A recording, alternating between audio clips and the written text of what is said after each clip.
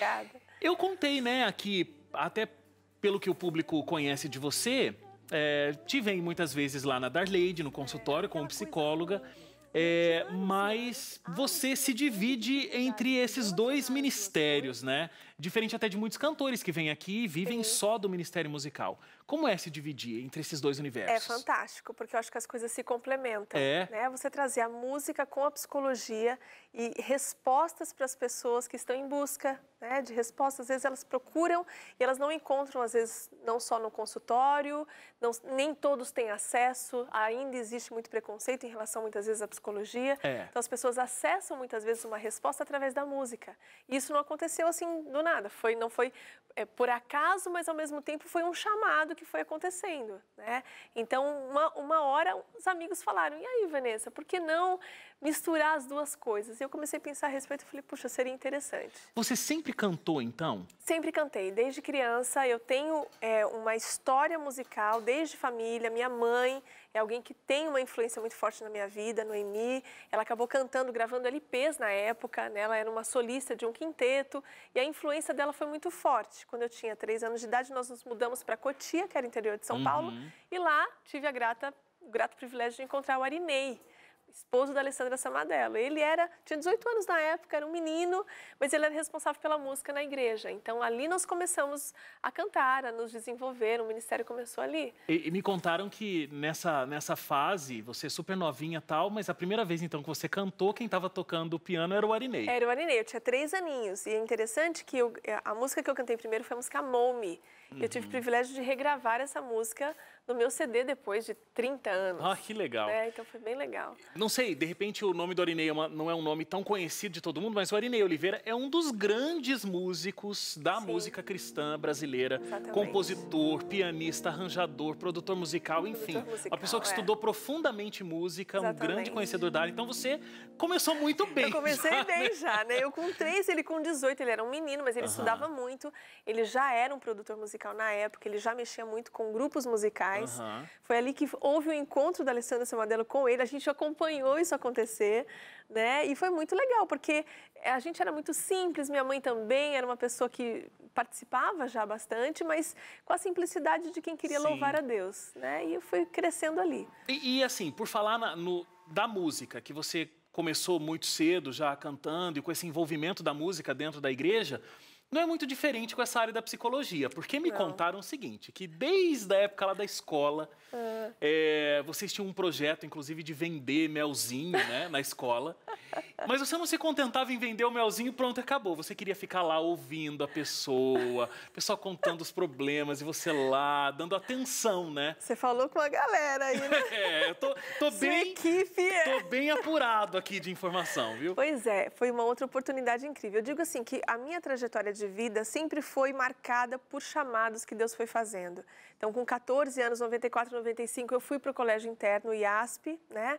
E eu peguei uma época incrível ali. O Lineu Soares estava ali, grandes cantores hoje da música, o Léo Gonçalves, nós estudávamos na mesma sala. Vários que estão hoje na música estavam naquela época. Então, a gente começou, eu pela primeira vez fui para um estúdio ali com o Lineu Soares, foi a minha primeira experiência de estúdio. Mas eles já eram muito preparados musicalmente, né? Mas a gente tinha demandas ali no colégio de ter que também, às vezes, fazer algum tipo de trabalho, para não ter que ficar pedindo para o pai, para a mãe, né? E a gente ia geleiar, que é o famoso vender geleia real, de porta em porta. Ah, tá. Mas eu ia lá e às vezes as pessoas precisavam conversar e contar a vida. Eu sentava e queria escutar e orava com a pessoa com 15, 14, 15 anos de idade, né? Eu acho que eu fui chamada para ser psicóloga desde que eu nasci. Era para eu ter sido dentista, porque meu pai queria muito que eu fosse dentista, mas acho que Deus botou a mãe e falou, vamos deixar ela ser psicóloga que vai dar mais certo. Com dentista não dá para conversar muito com o paciente, né? Ele tá com a boca ocupada. Exatamente. Então eu tinha, assim, muita felicidade em ouvir as pessoas. Dentro do IASP, eu me lembro, ainda muito jovem, de começar a arranhar um pouco o piano, porque eu fiz 6 meses de piano com 9 anos, mas a coisa não fluiu porque eu tocava de ouvido, então eu preferia tocar de ouvido do que ler a partitura, achava que era um trabalho muito grande. Meus irmãos tocavam por cifra de violão, né? Então eu queria acompanhar, aprendi a ler a cifra sozinha. E ali eu tentava arranhar algumas coisas e foram ali que saíram as composições também. Então, essa ideia de uma adolescente falar, Deus, eu quero ser usada por você, sabe? Me usa de acordo com o teu querer. E as coisas começaram a acontecer. Então, pessoas chamavam para ir falar lá na frente, e eu arriscava, porque eu falava, bom, eu tinha feito um compromisso com Deus, então eu vou, né? E a partir disso, começavam a ser chamados para fazer cultos maiores, e aí tinham as viagens com o Tom de Vida, que foi um grupo que eu tive a oportunidade de entrar naquela época. Então, assim, o IASP, ele me colocou, ele me abriu uma porta na vida que eu não imaginava. Você cantou no Nova Voz também, né? Cantei no Nova Voz. Saindo do IASP, a gente teve o UniArte, que era um grupo da faculdade da Universidade de Santo Amaro, de onde eu fiz a psicologia. E durante 4 anos eu cantava. A gente ganhava uma bolsa de estudos e ele representava a faculdade em vários lugares. Legal. Então, outra oportunidade com o Flávio Santos, que também foi um grande músico, que também tive a oportunidade de trabalhar. Depois disso, eu fui para o Nova Voz, que é um outro grupo maravilhoso, louvorzão. Viaja o Brasil inteiro Viaja o Brasil todo, né? Eu acho que participei 3 anos do Nova Voz. A gente gravou o DVD Creio em Ti, que é um DVD super conhecido e tal. E depois disso é que aí eu saio, entro na psicologia de forma bem mais focada, né? Deixo um pouco de lado a música. Vou também para a maternidade e aí que eu começo a pensar de volta em, poxa, mas e a música? Né? Volta ou não volta? Aí amigos vêm e falam, Vanessa, por que não gravar um CD? Gente, é muito caro, não tenho dinheiro, mas e se a gente te patrocinar? Foi a partir disso. Doações que foram vindo e isso eu entendi que assim, olha, então é para ser. Se todas as ferramentas estão aí, né? Exatamente. Então vamos então, utilizar. Vamos trabalhar, vamos utilizar. Agora, Vanessa, eu acho incrível porque você tem todo esse talento para psicologia, todo esse talento musical, foi desenvolvendo nessas 2 áreas. Eu tô aqui conversando com você, você é super simpática, tal, mas você parece ser uma pessoa muito calma, muito tranquila. É só impressão minha? Então, assim, eu me acho uma pessoa calma, mas eu também me acho uma pessoa, assim, determinada. Determinada, exatamente. Quando precisa ser firme, eu também sou, meus filhos que o digam, né? Mas assim, eu não tô conseguindo te imaginar. Aí vem, né? Aí vem, Não tô conseguindo te imaginar andando a 300 km por hora numa moto, andando a 200 km por hora numa moto, pulando de pedras no alto mar, entendeu? Andando de ultraleve, eu não consigo. Eu tenho inclusive uma foto aqui pra mostrar, pra que o pessoal de casa não pense que eu estou mentindo, olha. Mostro aqui. Tá aqui, olha, ela andando de ultraleve. Não sei se tá dando pra ver, tá meio longe, mas a gente coloca aqui pra você. Aqui, olha, um contraponto, a mocinha cantando e a mocinha andando de ultraleve. Então, tem esse lado meu de aventura, que eu amo, gente, aventura. Que coisa! Pois é, mas assim, a moto, na verdade, foi um amigo que me convenceu, um casal, a Cris e o Sérgio, que me convenceram a dar um esticão de moto 300 km por hora. Ai, que horror! Que absurdo. É um mau testemunho, né?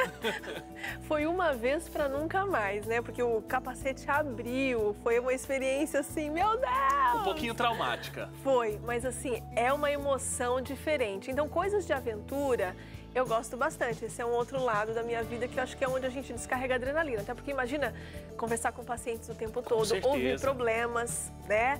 Então, a gente tem que ter um lado na vida onde a gente consegue descarregar isso, colocar pra fora e tal. Então, são coisas que eu gosto bastante de fazer. Correr, andar de bike Muito legal. Essa foto que eu mostrei de você cantando, você tinha mais ou menos 3 anos? 3 anos de idade. Eu estava numa formatura no colégio, era um colégio adventista, e eles sempre me chamavam pra cantar. Eu tinha 3 aninhos. Me conta uma coisa, nessa época você já era dona de esquecer as letras ou aqui você ainda tinha uma facilidade pra...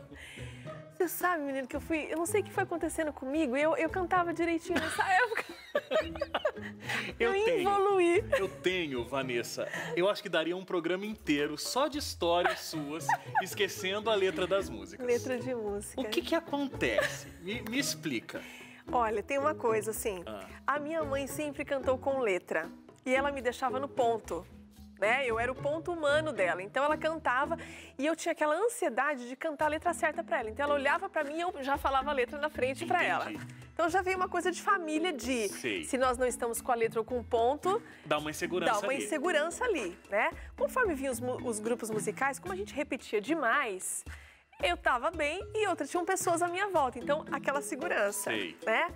Quando passou pro individual, quando eu errei a primeira vez, traumatizou, porque daí eu comecei a pensar, eu posso esquecer, né? Existe essa possibilidade. Aí, cara, acho que a partir daí eu preciso de terapia. Fica um trauma. A psicóloga precisa de terapia para não esquecer mais a letra. Isso Teve uma vez, várias vezes. Você foi cantar em um trio com amigos a música Unidos em Amor do Prisma. Ai, que horror. Quando chegou na hora de solar, deu aquele branco. Aquele branco. E aí saiu a letra assim, pois há um Deus sem amor. Que heresia! Na verdade, eu olhei pra eles, já inventei uma letra, que a música não dizia isso. Há um Deus sem... Quando eu falei sim, eu olhei pra eles tipo, socorro! E eles fizeram assim. Aí eu, amor! Que sensacional, gente. E aí a gente não conseguia cantar direito, de tanto que a gente dava risada. Com certeza. Isso aconteceu várias vezes, porque eu olhei pra eles me darem a letra de volta, mas ela não saiu. Eu fui gravar agora com o Daniel Lid, que... É a minha próxima história aqui. Parece que você deixou o Daniel enlouquecido. Ficou, ele falou, minha filha, a letra é sua! Tô vendo o Daniel fazendo isso. Ô, minha filha, a letra é sua, coloca qualquer coisa aí que ninguém vai perceber. O Daniel, eu esqueci agora. E aí tentamos uma segunda vez, não rolou. O cara lá de cima deram um ponto pra mim, ele ficou falando a letra pra mim. Ele errou, porque deram uma letra muito apagada pra ele, Sim. mas a segurança de ter alguém me fez cantar a letra certinha. Menina, é terapia mesmo, viu? Que vai resolver seu problema. Eu acho assim, quando eu tô com uma letra, eu não olho pra ela, mas é o fato dela estar ali. Te dá a segurança de que você não vai Eu errar. ensaio antes, eu treino a música, são letras minhas muitas vezes, mesmo assim acontece, você acredita? Que coisa. Aí eu componho na hora, né? Faço uma cara de lady, de que Essa tá tudo música bem. que você ficou errando na gravação do perfil é o Você Minha? e Jesus? Não, é Respostas. A resposta. Respostas. Chegou no final, eu esqueci uma frase, aí eu falei, bom, é gravado, dá pra voltar. Falei, Daniel, aí ele, Vanessa, estamos começando tudo de novo e tal. E a gente repetiu isso 2 vezes. Ah, tá. Tô te perguntando porque a gente vai ver um pedacinho da música Você e Jesus. Você e Jesus. Vamos assistir? Vamos. Dar uma olhadinha. Você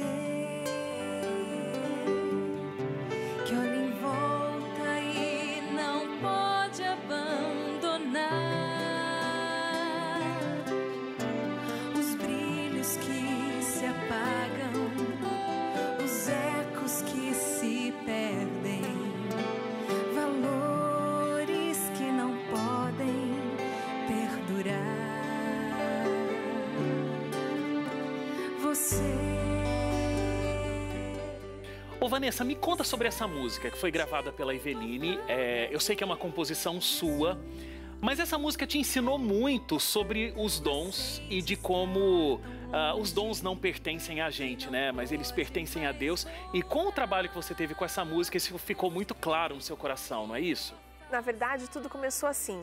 O processo de composição, para mim, é um processo lento. Não é como de muitos compositores que é rápido. O Jader, eu babo nas composições dele, porque ele grava pelo perfil da pessoa, pelo tema da música. Para mim, não. Não, e o Jader senta e escreve uma música. Eu fico impressionado. É impressionante. É uma coisa, é um dom maravilhoso mesmo. E eu acho que tudo vem de Deus. Você tem um processo. Eu tenho um processo. E ficou rondando na minha cabeça uma frase, algumas frases, ou então uma ideia de uma música, que era, não importa onde essa pessoa tenha ido tão longe, Deus vai até ela. Ele é capaz de alcançá-la novamente. Então era um dia muito quente, eu estava na casa dos meus pais em Campinas, e eu me ajoelhei ao lado do piano, eu estava sozinha em casa, me ajoelhei para orar. Falei, Deus, por favor, me conceda essa canção. Eu acho que é um tema muito forte que vai impactar na vida das pessoas. Eu já era psicóloga e já trabalhava com as pessoas no sentido de vê-las culpadas, enfim, buscando respostas. E aí, quando eu me ajoelhei, me veio uma impressão na mente, um pensamento. Se cobre, porque o que você está fazendo é santo. Eu fiquei meio arrepiada com aquilo, impressionada com aquele pensamento que do nada veio. E eu peguei um lençol que estava numa cadeira e eu me cobri. E por incrível que pareça, o Espírito de Deus atuando, eu escrevia uma frase e tocava, escrevia uma frase e tocava. Em 20 minutos a letra estava pronta, a música estava pronta. As minhas composições sempre vêm letra e música ao mesmo tempo. Então eu falei, puxa... Impressionante. Quando minha mãe veio, eu toquei para ela, ela chorou. Eu falei, puxa, que legal, a música tocou o coração, porque esse sempre foi o meu foco. Músicas sem ruídos que toquem o coração. Bom, enfim, o tempo passou, um amigo em comum me liga e falou, olha, a Eveline, que era uma pessoa que eu já conhecia, já tinha feito algumas gravações com ela queria ouvir as suas músicas. Desce aqui na época, o Lucas Pimentel, que era um outro gravador, uma pessoa que mexe com música e tal, tinha um estúdio e ela foi ali para ouvir. E eu sentei ali e mostrei umas 3, 4 músicas para ela. Quando ela ouviu essa música, ela falou, eu quero essa. Eu falei, essa não. Nem sei porque eu tinha mostrado, né? Eu falei, essa pra não. quem mostrou, né? Ela falou, mas por que não? Você vai gravar? Eu falei, não. Você vai dar para alguém gravar? Eu falei, não. Ela falou, então, por que não? Eu falei, essa música é meu xodó, eu tenho uma coisa com ela e tal. Aí ela ficou meio assim, ela falou, olha, pensa, eu gostei dessa, eu queria gravar essa música. Tá bom, eu falei, eu vou pensar e eu te falo. Quando eu saí de lá, a mesma impressão que eu tinha tido, se cobre porque o que você está fazendo é santo, agora veio assim com muita fúria, sabe? E a impressão que me veio na mente foi, quem você pensa que é? Isso não é seu, eu te dei. E essa música vai ser gravada pela Eveline, vai ser gravada em outras línguas e você nunca vai receber um centavo por ela. Ainda teve esse final, né? Eu fiquei muito impressionada com aquilo, muito envergonhada. Na mesma hora, subi ao apartamento, liguei para a Eveline e falei, olha, me perdoa, a música é de Deus, eu não tenho direito de fazer isso, você pode gravar a música, enfim. Ela gravou, ela me contou várias histórias de conversão por causa dessa música. Incrível, né? E depois que o tempo passa, me escreve uma pessoa chamada Cláudia Nobre, uma brasileira morando na França, dizendo, já falei com a Eveline, queria gravar a sua música em francês, espanhol e inglês. Em francês eu sei que já foi gravada.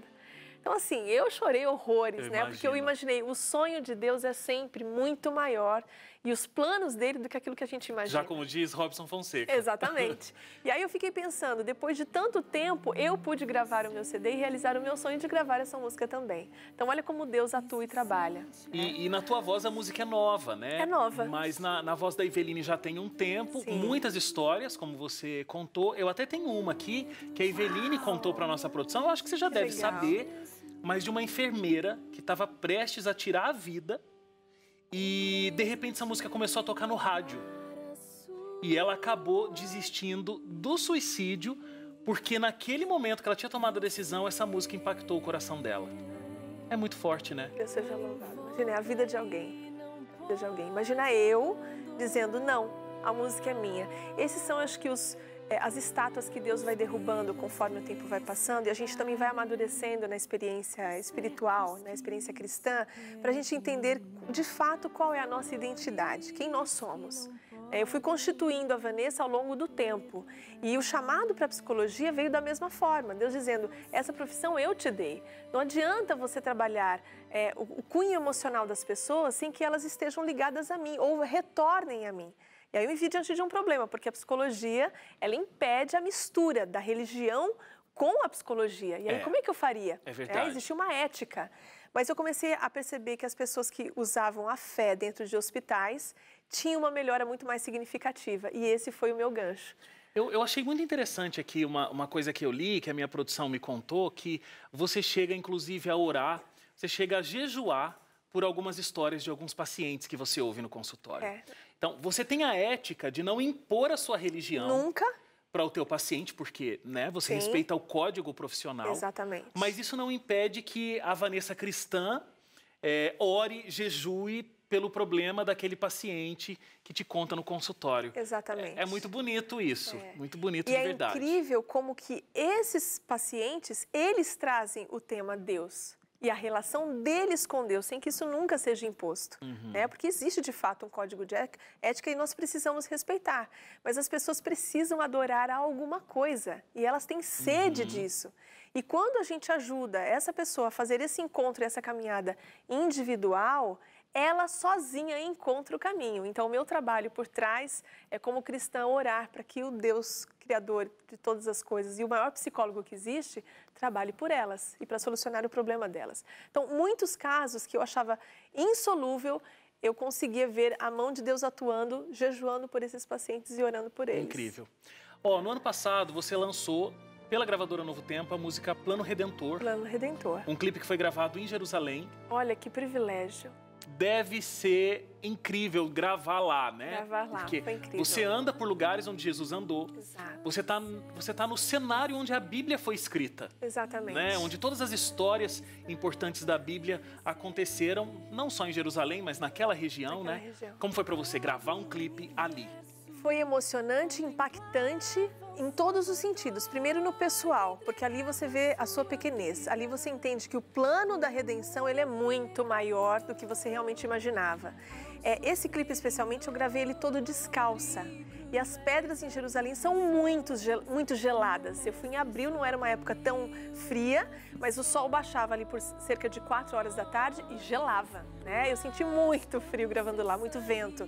Então eu comecei a imaginar como seria para Jesus estar num lugar como esse, de fato, vivendo o que ele viveu. E eu fui na época da Páscoa. Então foi assim, exatamente na Páscoa, quando ele passou por tudo aquilo, eu fui no sepulcro gravar. É um clipe realmente que me impacta, ele mexe comigo.